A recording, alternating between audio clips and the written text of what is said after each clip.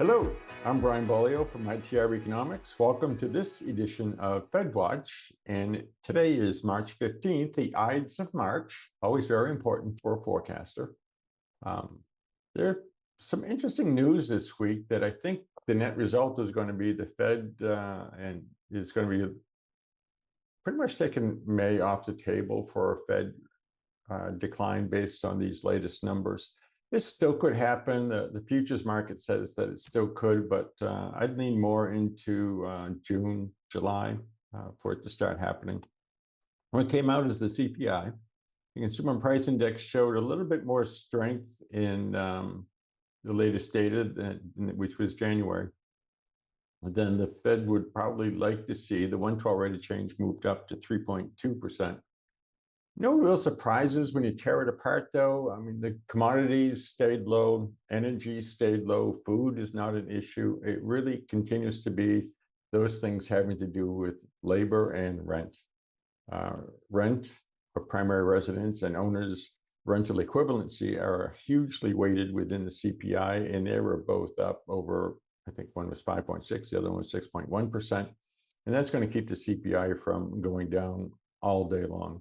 Auto insurance was up 20.9%. That's not a big weight within the CPI, but it is an indication that people for whom insurance is a big deal, making those payments, they're getting squeezed on their discretionary income. And hospital costs were up also in the latest month.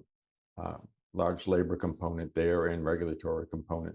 So the everyday person is still getting somewhat squeezed, and the Federal Reserve, I think, is going to feel compelled to do something about that. The PPI, Producer Price Index, also came out, and that made some big headlines. You probably saw a 1.6% rate of inflation on the finished goods component. Final demand finished goods is how they address it. That's on the seasonally adjusted data. We used not seasonally adjusted, and that was a more tolerable 1.1% increase on a year-over-year basis. But that's still quite an increase from January, which was minus 0.8%. So we've lost our deflation.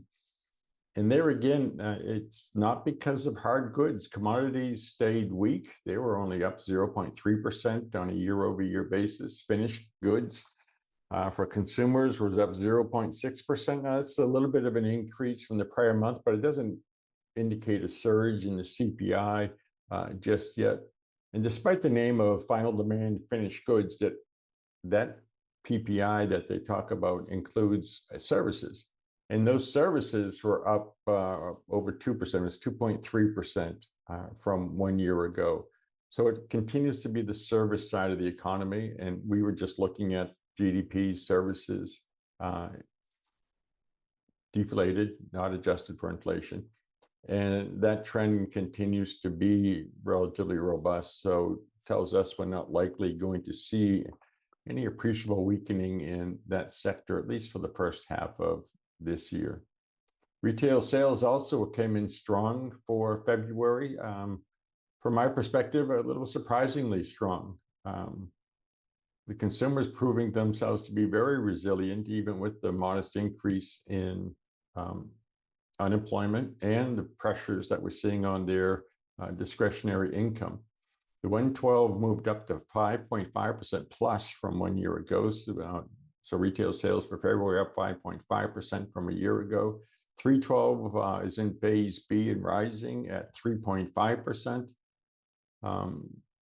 The only moderation we're seeing here is that the seasonal decline in the data, when you take January and February together, is about average for the last 20 years. However, the January to February increase in the raw data, and again, we use not adjusted data, is unusual. It is abnormal. It's not without precedent by any means, but it is abnormal, and it suggests ongoing consumer strength.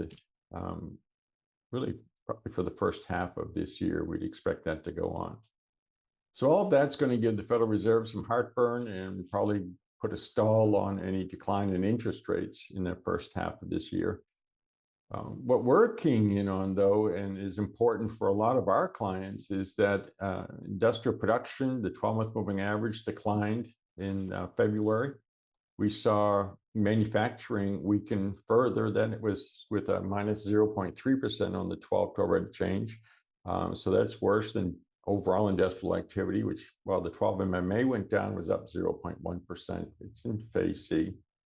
Utilities is helping to shore up the overall industrial production number, and mining is also. Mining is showing a 3.6% rate of growth year over year, and it's 12-12 rate of change, but it's in phase C. So overall industrial production is going to continue to slug downward. The 12-month moving average looks like it's done rising for this cycle pretty much. And manufacturing continues to be a weak spot on the broader economic scheme, but it's not likely to be enough to cause the Federal Reserve to not look at all these other factors. So I think that the odds of decline in May have lessened, and that's a change from last week based on the strength of this data. Thanks for watching this special edition from the Ides of March on FedWatch. We'll see you next week.